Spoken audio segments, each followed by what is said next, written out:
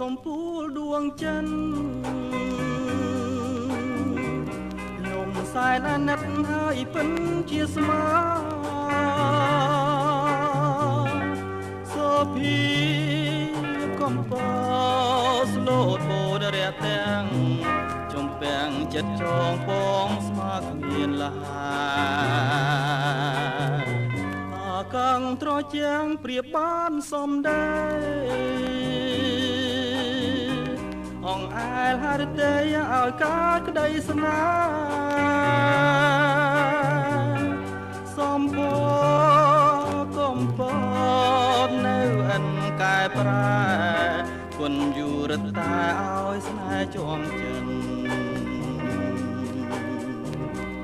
បើឃ្លាតទាំងស្រមៃនាំក្តីអាល័យទងភ័យផ្ដេកផ្ដិន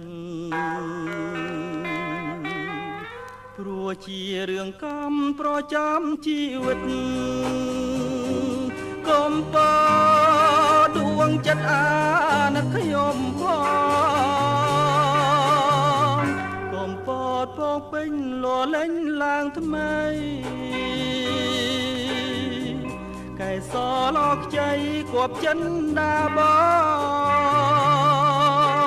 ងថ្ងៃណា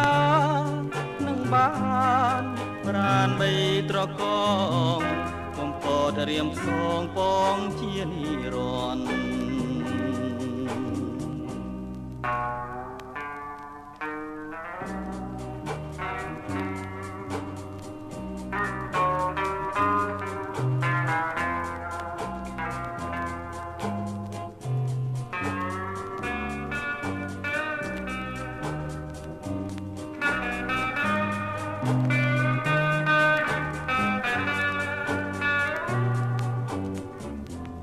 ពកពេញលលេងឡើងថ្មី